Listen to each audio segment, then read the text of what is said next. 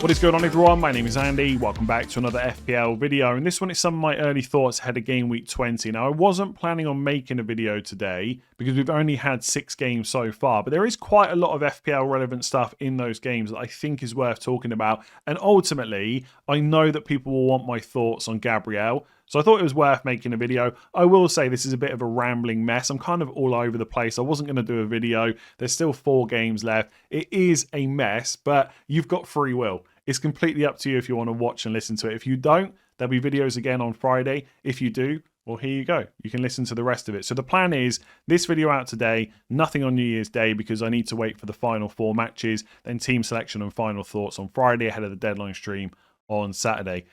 Yeah, there we go. Happy New Year to you, by the way.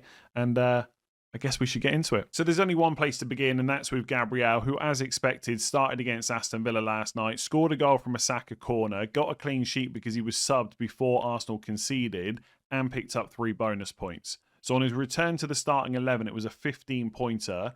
A couple of days ago, 6.2 million. Now all of a sudden, he's 6.4. Now, I know some people are concerned that the early sub last night meant that he was injured again, but apparently he's fine. He was interviewed after the game, said it was cramp and that he's okay. And I didn't watch the game because I was watching Man United instead, which, by the way, was absolutely dire. Such a terrible match from a Man United point of view. But a lot of people said that Arteta told Gabriel to go down. And I think it was always quite likely that he wouldn't play the full game. Like, he's off the back of an injury, right? They need to manage the minutes a little bit. So I wouldn't be worrying too much right now about that early sub. I personally think he will start against Bournemouth. But I know there's a lot of people out there that are a little bit more sceptical because he's only just back from injury. But I think he'll start. Maybe it's another early sub. And I think from the Liverpool game, he'll just start as long as he's fit. There's plenty of non-Premier League games that Arsenal can rest him in. So I think he's fine for starts the next 2. The key question really, do you need to panic and bring him in this week at all costs? I cannot get my words out today. No. He is the best defender in FPL, and I think when he's fit, we should probably most of the time just own him. But I don't think it's absolutely essential that you get him in before Bournemouth away, Liverpool at home. Essentially, your stance right now should probably be the same as it was before Aston Villa. We haven't learned anything new. We know he can score goals from set pieces. That's not new information. He got a little bit lucky with a clean sheet as well. I will say, they only conceded about 0.67 XG while he was on the pitch. So would they have got the clean sheet if he'd played the full 90? Maybe. I didn't watch the game, like I said, so we'll never know. But yeah, anyway, he got a little bit lucky with the clean sheet. So if your stance was, well, Bournemouth away, not a great chance of a clean sheet. Liverpool at home, the same. I'm going to wait till game week 22. That should still be your stance.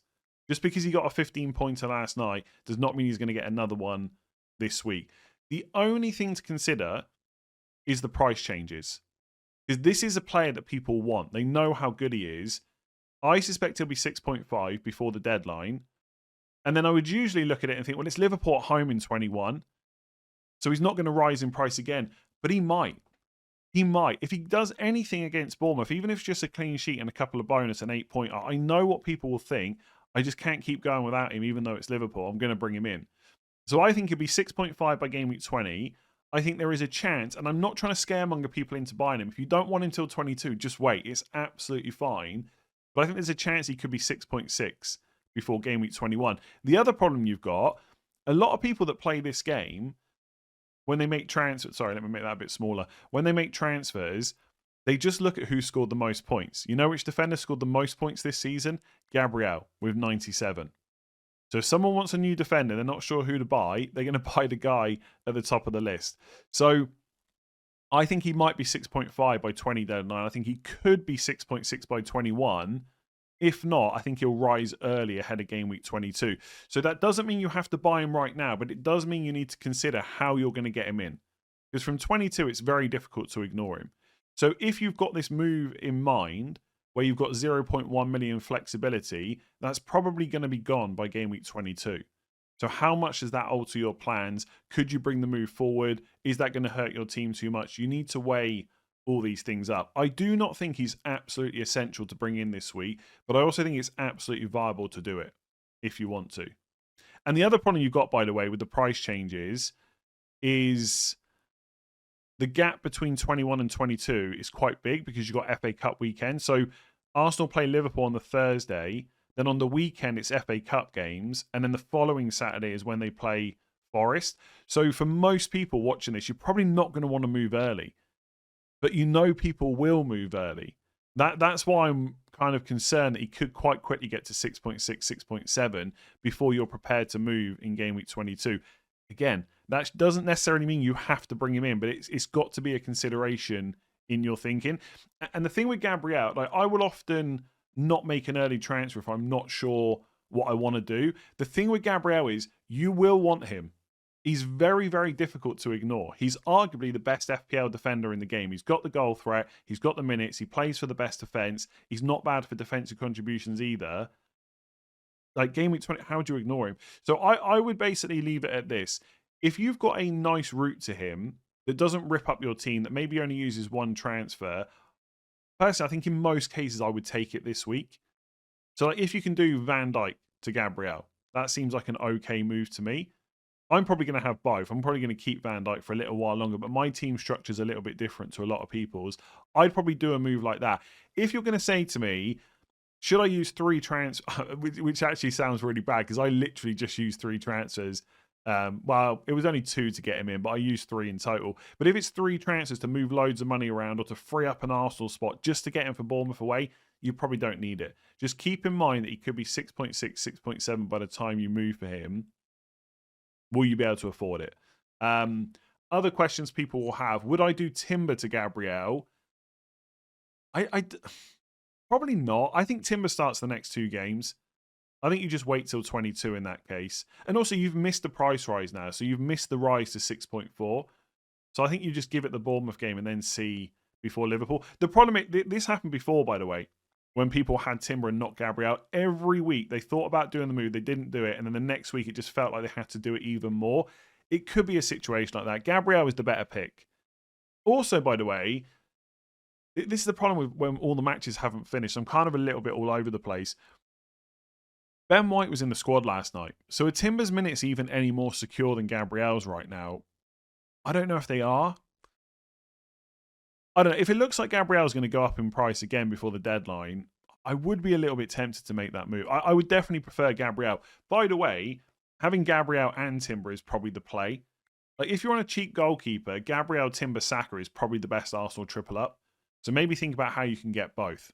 But just consider that Gabriel is going to be a bit more expensive by the time you want to make the move. So he is not absolutely essential. Arsenal could definitely concede in both of the next 2 games. And if he doesn't score, it's 2 blanks, right? So I wouldn't be panicking, but I do think he's just a good transfer in. I think he will start. By the way, last thing, I saw earlier, I think it was a tweet by Opta Analyst, the 3 teams in Europe's top 5 leagues that have conceded the most goals from set pieces, which is 12 goals, I think it was. I can't remember if it was all competitions. Presumably it was Bournemouth, Liverpool, Forest. Out of Europe's top 5 leagues, those 3 teams have conceded 12 goals from non-penalty set pieces. That is Gabriel's next 3 fixtures. Now, I'm sure it won't work out. He'll probably not score in any of those games, but I just thought it was funny. There's all this panic for Gabriel. Some people are going to avoid him, and then Opta Analyst puts out a tweet like that. We'll see what happens. That's a long time talking about Gabriel. That wasn't concise whatsoever. I think buy him if you can, without using too many transfers. Otherwise, probably, yeah, just wait till 22. So you would have seen last night that Michael Keane wasn't in the squad for Everton. There were some rumours that started to go around yesterday to say that he was a doubt and that he probably wasn't going to be in the team. We weren't 100% sure if they were accurate, but obviously now we know they were, and apparently it is an injury. Now, at the moment, there is no timeline for how long he may or may not be out for. So there is a possibility that he's okay for Brentford at home. Basically, if you've got Michael Keane, the plan has to be wait and see what David Moyes says. Usually, David Moyes is quite good for injury information, although he is being very quiet about Dewsbury Hall. So hopefully it's not a similar situation with Keane. Basically, if you've got him, I would give him every chance to play for you against Brentford at home, Wolves at home. 2 really nice fixtures. He's great for defensive contributions. He's really good for goal threat as well. I would not be looking to go out of my way to get rid of him, even to the point, and I know this might not be the case for a lot of people because we've had a lot of defender problems over the last couple of weeks. even if he was out for Brentford, if you could cover him and he was going to be back for Wolves, I'd be tempted to keep him because that's another good fixture. Long term, how long will he be an option for? Don't know. Because obviously Branthwaite will be back at some point, and when he's back, he'll probably come into the team. But Branthwaite's been out for a while, so they may well manage him. So I think you'll get, as long as he's back this week, I think you'll get Brentford at home, Wolves at home, out of Keane. Hopefully Leeds at home in 23 as well. Well, that's a little bit riskier. So unfortunately, at the moment, we don't have an update on how long, like I said, he may or may not be out for. But I'll talk about it again on Final Thoughts. Just don't rush out to sell him. If we, let's just, because this video is going to be a load of rubbish anyway, let's just assume for a second that he is out. Which defenders do you go and buy for like 5 million-ish? It's actually quite difficult to buy defenders this week that aren't like Gabriel. There's not a huge amount of amazing options. Like Lacroix, for example, you'd be buying him for Newcastle away, Villa at home, Sunderland away, Chelsea at home. Doesn't look that great. Senesi's got pretty poor fixtures coming up. I'm just going through the players that have got the most points, kind of 5.4 or under. Like Nico O'Reilly or Nunez at Man City. Again, you're buying before Chelsea at home, which doesn't feel great. And the longer you leave it to buy Man City players, the more players will come back from like AFCON and stuff like that, which isn't a problem for the next probably 2, 3, 4 games, but it could be longer term. We don't know if Vandenberg's available because Keith Andrews didn't give us any information in the press conference, but what we do know is the threshold for yellow cards has now gone up to 10. So if you've made it through 19 games, it's now 10 yellow cards until you get a suspension. So Nathan Collins could be an option, 4.9 million. Next 5 fixtures aren't actually that. Like, I was a little bit unsure about selling Vandenberg. You got Spurs at home, Everton away, Sunderland at home, next 3. Chelsea away in 22, not great, but then it's Forest at home in 23. So 4 of the next 5 are good, I would say, or good enough for a player that's pretty good for defensive contributions. And Brentford defence has been okay. So Collins at 4.9 million. If you can afford it, by the way, and you don't want... Well, sorry, if you're not going to... Why can't I find Tarkowski, there we go. Tarkowski at 5.5. If you've got a bit of extra money to spend from Michael Keane, but you don't want to go up to like a Gabriel... I mean, Brentford at home, Wolves at home, next 2, so good. Leeds at home in 23. He's really good for DEFCONs. Not bad for bonus either when they get a clean sheet. 3 of the next 4 at home. I quite like him. And also, with someone like Tarkowski, let's say you get stuck with him. You've got to play him against Brighton away, Fulham away, Bournemouth home. It's not the end of the world. It really isn't. Even Man United at home in 27. It would not worry me at all. So I quite like Tarkowski as a longer-term pick. And if you need someone a bit cheaper than a Gabriel, 5.5 million... probably one of the better options. I don't know if there's many... I mean, Newcastle defenders possibly. The problem is you've missed the Burnley game now, even though they didn't get a clean sheet anyway. Palace at home, Leeds at home, Wolves away, next 3. Still not bad. So Lewis Hall fairly attacking. Obviously, Chow probably a little bit better longer term for minutes. My worry with Newcastle defenders, and I say this as someone that just bought one, they got so many fixtures in January. I do worry a little bit about rotation. So it's not a great week to buy defenders, which is why I would wait for as much information as possible before you go and sell Keane. But I can't give you any more than that right now. We'll need to wait and hear from David Moyes. So Cole Palmer started again for Chelsea last night and scored a penalty against Bournemouth. So that means it's now 3 attacking returns in his last 4 games. And I do think it's a positive sign that he started a match so quickly after the last one. So if you go back to game week 18 when they played Aston Villa, that was the 27th of December. And obviously they played last night on the 30th against Bournemouth. So Maresca did say before he can't play 3 games in 7 days. He's just played a game straight off the back of another one. So that is a positive sign for his minutes going forward. The problem is he only played 62 minutes. Okay, yes, he gets the penalty. But I still think you just want more than that for 10.4 million. I just do not personally have any... I don't know, enthusiasm to rush in to buy him, especially when it's kind of Man City away next and then Fulham away in 21. And again, you've got another game on Sunday followed by another match on Wednesday. So for me, that's the real test. So having played 2 back-to-back in quick succession is great. I really want to see what happens in the next 2 games. If he also plays against City and Fulham, that's a really positive sign moving forward. But the fixtures are not good enough, in my opinion, to risk it. Like 62 and 71 minutes. I mean, fine. It's okay for a player of Palmer's quality, but not for 10.4 million. So my stance is basically the same as before that Bournemouth game. I'm going to wait until game week 22, then I'm going to reassess, because Chelsea, like Newcastle, have got a lot of fixtures in January. Carabao Cup, FA Cup, Champions League games. They're going to want to try and finish top 8 to avoid another 2 games being added in. I just do not see Palmer playing all those games. And it might not be the Premier League games that he starts for. There might be more important.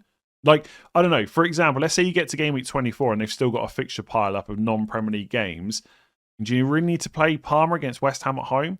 Or could you rest him against Burnley at home in game week 27? It's possible, right?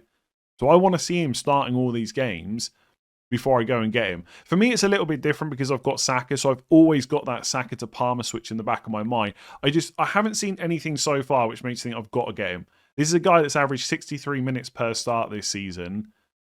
10.4 minutes, it's just not good enough. Not right now. Let's give it another couple of game weeks at least. And also, with the Palace away game in 23, that's what makes me think there's no rush until 24. Now, I might buy him in 22.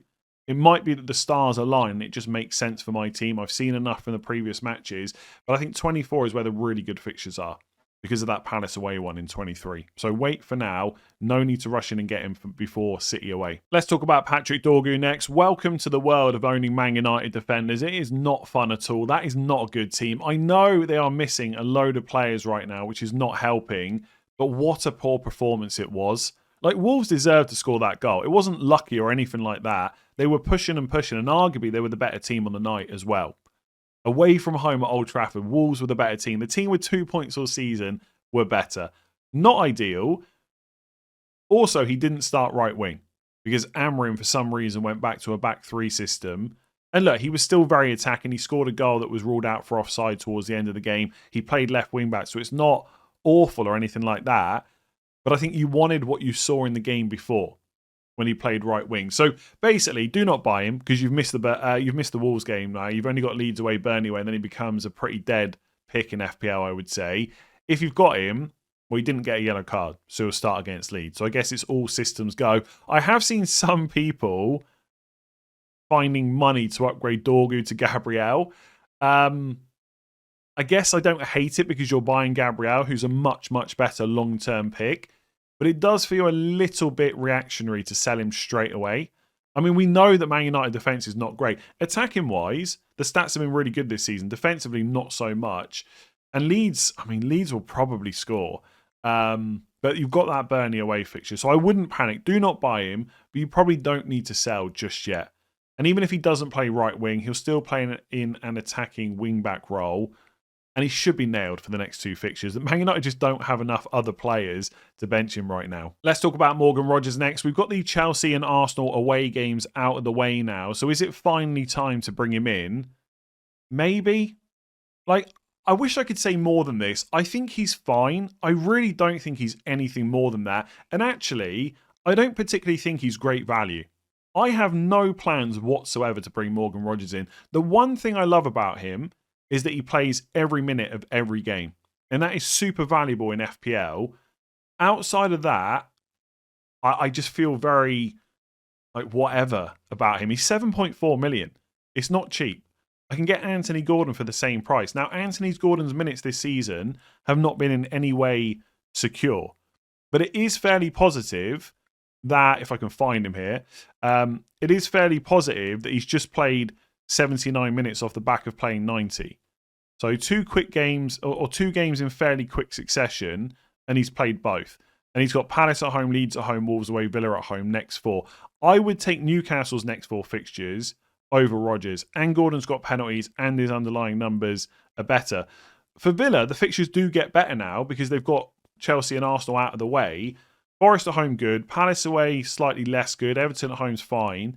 And it's Newcastle away in 23. And Newcastle are a really interesting one because they cannot keep clean sheets, but their defensive numbers are really good. And if they keep that up at some point, they will start getting the clean sheet. So I would absolutely take Newcastle's fixtures over Villa's. And Gordon to me just seems like a better pick for the same money. Like last season, I had no problem with Rodgers whatsoever. He was such good value at 5 million. He's now 7.4. I just don't see at any point where I need him. Like, even if you get to, say, game week 22, right? Cunha will have Man City at home and then Arsenal away, I think. I'll probably sell Cunha in game week 22. Am I going to go for Rodgers? Probably not. I mean, I'll tell you who I'm probably going to look at is Enzo Fernandez. Because again, his numbers are just as good as Rodgers, if not slightly better. His minutes are also pretty good. Now, he did get benched recently. That is a slight concern. But most of the time, he just plays 90 minutes. And game week 22, Brentford at home, Palace away, West Ham at home, Wolves away, Leeds at home, Burnley at home. If Palmer can't play all those games or all those minutes, Enzo's on penalties. He's also $1 million cheaper. Like Cherky, for example. Now, I'm not the biggest fan of Cherky because I think long-term his minutes will also be a bit dodgy. But he's 6.7. He's cheaper. Szoboszlai, right? We've not seen him play yet this week against Leeds. We'll see how he does. Most games he plays 90 minutes. And right now he's on penalties, 6.6 million. Now, maybe longer term, he's not as good an option once salary's back. If he's in the team, he'll take penalties, etc., etc. But he's also 0.8 million cheaper than Rodgers. I know it sounds like I've got this thing against him. I don't, but I just do not see the value for that price. And I know I've had so many messages about Rodgers over that. How do you not have Rodgers? He's in form, blah, blah, blah. He's not really. He just got 2 15-pointers against Man United and West Ham, who are terrible defences. And look, some of the fixtures coming up are pretty good. But you could argue that none of the next 1, 2, 3, 4, 5, 6, 7 fixtures are against defences that are as bad as West Ham and Man United. Look, to be fair, most players blank, but he's blanked in actually most of his games. He got 15 pointers against Man United, West Ham and Leeds, a 6-pointer against Brighton. Outside that, he's blanked a lot. Now, the fixtures have been tough. He's played Arsenal twice. He's played Chelsea. He's also played Wolves. He's also played Bournemouth at home, who have been terrible recently. I don't know. I like him because he's always going to play 90 minutes. I think the fixtures are okay. I think it's more than reasonable to buy him. I will not be doing it. None of my midfielders need selling partly, but if they do, I'm pretty sure I can find a better value player than Rodgers. I don't hate him. I love the guy. I think he's brilliant. I can't wait for him to win England the World Cup next year. FPL, I'm just not feeling it as much as everyone else. He's fine. I cannot give you much more than that right now. So usually at the end of these videos, I do the weekend notes and then I talk about my team as well. I'm going to do that still, but I'm going to do it in a bit more of a ramble style and just go through the games last night and whether there's anything that I can remember that is relevant for FPL. So Newcastle beat Burnley 3-1. Not great from a defensive point of view, but if you've got Hall or Chow, the fixtures are still pretty good. I've already spoke about Gordon as well. Voltemada was benched. Visser started. Just do not buy either. Basically, with both Visser and Voltemada fit, they become non-options because they will just take minutes from each other. You cannot buy either. Whichever one you own, if you do, I would probably look to start selling. If you've got Voltemada, by the way, the fact that Visser's just started this game probably means that Voltemada starts the next one. But long term, it's just too much of an issue. So I would probably get rid. Estev also went off with an injury, but hopefully most of you are not relying on him moving forward. For Chelsea, I think João Pedro was benched and so was Reece James. Look, when we get to game week 22, 24, when Chelsea's good fixtures are there, we'll have a conversation about which are the best three. I'll be honest, though, I'm not sure. On paper, a triple up for Chelsea when the fixtures get really good is going to look amazing. I think it's going to be very difficult to get 3 players that are going to play every game. Sanchez, maybe Chalobah, maybe Enzo. We're not even going to talk about Caicedo. No one really wants him for FPL. He just scored a few goals early on the season. He's not good. He's not a great FPL pick, I would say. He's fine, but nothing more than that. And then maybe Palmer, but I've already discussed him. Can't go João Pedro. You can't go for the lap, not unless players start getting injured. Reece James is a no-go with the amount of fixtures that Chelsea have got. So yeah, and then with Semenyo, by the way, if you kept him, he got an assist from a throw-in. Iriola has said he expects him to play against Arsenal. So if that transfer for Semenyo to Man City is going to go through, it sounds like it's going to be after Arsenal. By the way, I heard James on Planet FPL talk about this before Game Week 19. He said it's in Man City's best interest to let Semenyo stay at Bournemouth to play against Arsenal. Because obviously Bournemouth are stronger with Semenyo there. Man City need Arsenal to take points. I'm not sure whether that kind of stuff actually happens, but what a great shout. It looks like Semenyo is going to stay at Bournemouth, play Arsenal. I suspect after that game he'll be a Man City player. I think Semenyo's okay to hold because he'll definitely play, but for most people I would just look to start selling. By the way, if you don't know, if you've got triple Man City and Semenyo goes to Man City, you've got him as well. You'll then have 4 Man City players. That's fine. You can play all 4 of them, but when you want to make a transfer, you'll have to get rid of one of them. So just keep that in mind. Everton 2-0. No goals for Forest. Another clean sheet for Everton. Spoke about Keane, spoke about Tarkowski. Grealish was back in the squad, came off the bench. So if you've got him, he should start the next game. West Ham, Lucas Paquetá. What can you believe I've got to this stage of the video and not mentioned him yet? What an absolute legend. Goal from a penalty. So Callum Wilson won the penalty. Paquetá still took it. If you needed any confirmation, he's 100% the first choice penalty taker. There you go. And also an assist, which was pretty bad defending from Brighton, but a nice through ball anyway. And he got 3 bonus. Don't rush in to buy Paquetá. He went off with an injury. I don't know how bad it is. I've not seen any information about it, but he kept holding his back. Yes, I opted to watch the West Ham Brighton game. It's actually pretty good. A lot of drama in that game. He was holding his back. He at one point he made a pass, then went back to holding his back. Then he went down. Then the match carried on, so he got up. Then he went down again. It didn't look great. I don't know if he's going to play against Wolves, which is a bit of a disaster because my team next week has no bench really that's good. But we'll wait and see what happens. If Paquetá is out, Jarrod Bowen, penalties. Unless Callum Wilson takes them if he's on the pitch, I guess. But Jarrod Bowen would get slightly better. For Brighton, Minte started and he went off with an injury. It didn't look great. I'm not convinced Minte is going to play against Burnley. In terms of replacements, just like again, we'll go through this a bit more concise and in detail on Friday. But there's not a huge amount of midfielders because I've already looked for Paquetá replacements. 6.5 or below. I mean, it's not the right time to buy Wilson. Maybe if you got a bit more money, you could go up to Enzo, but buying him before Man City is not great. Tavernier, 5.6 million. I mean, his minutes have been pretty good, but it's not the time to buy him, is it, before Arsenal at home? Elliot Anderson, not a terrible option, I would say. Good for DEFCONs. Long-term fixtures are pretty good. You've got like Tielemans at Aston Villa, 5.9. If Paquetá's fit, I don't hate that. Wolves away, Forest at home, Spurs away, Sunderland at home. Then Chelsea away in 24, not great, but then it's Burnley away. Nailed on penalty taker if he's fit. And then there's just not really many options. Jeremy Pino maybe at Crystal Palace you could look at. Although they're apparently signing Brennan Johnson, so that just puts more risk on Pino's minutes, which is not great. Welbeck started, took 2 penalties, missed 1. I still think long term you probably got to get rid of him. Arsenal, no Rice. I think Arteta said something like it depends on if the swelling goes down, whether he can play this weekend. He's a big doubt. We'll have to wait for more information on that. Aston Villa, I wouldn't look at Watkins. He's too much money. He got benched recently as well. It's just not good enough. I've spoken about Rodgers. Nkapie started. Calafiori wasn't in the squad. Ben White's back now. I don't think there's too much else to go through there. Man United are just awful. Keep Cunha for the next 2 games, then probably get rid of him. And Mane for Wolves started again, who is a 4.5 million forward. Now, you don't need to rush out and buy him, but he's played back-to-back 90 minutes. All I'll say is this, right? If he's going to keep starting, I don't care if he plays for Wolves. If he's going to keep playing 90 minutes most weeks, I'd be way more tempted to move to 4-5-1/5-4-1 with like Guiu. I mean, preferably not Guiu because he's going to block 3 Chelsea later, which I might want. But like a cheap forward like Obi, someone like that, plus Mane, all of a sudden, like because you've got a bit of bench cover, 4-5-1/5-4-1 becomes a bit more viable. Let's keep an eye.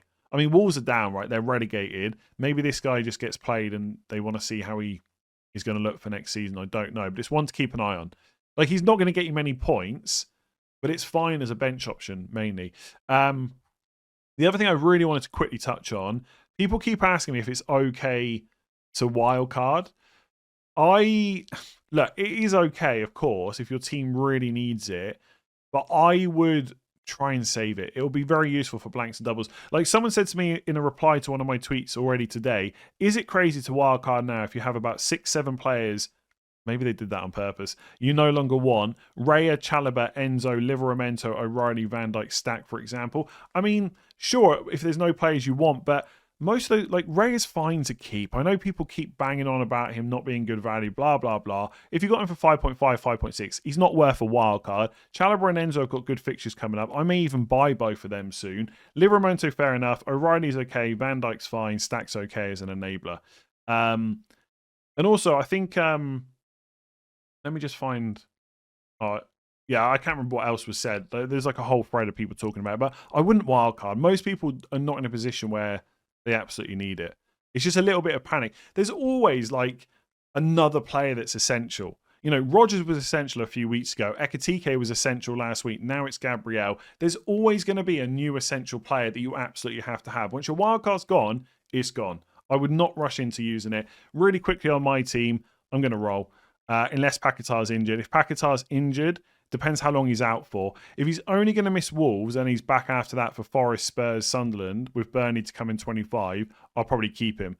And I would just play Anderson against Liverpool at home. That is not good whatsoever. I understand that, but I don't think it's worth using a transfer on necessarily. If Paquetá's out for a while, I might have to sell him. I need everyone else to play because my bench is Anderson against Liverpool at home, Senesi against Arsenal at home, Guiu against City away. Guiu wasn't even in the squad for Chelsea last night. He's just not going to get used.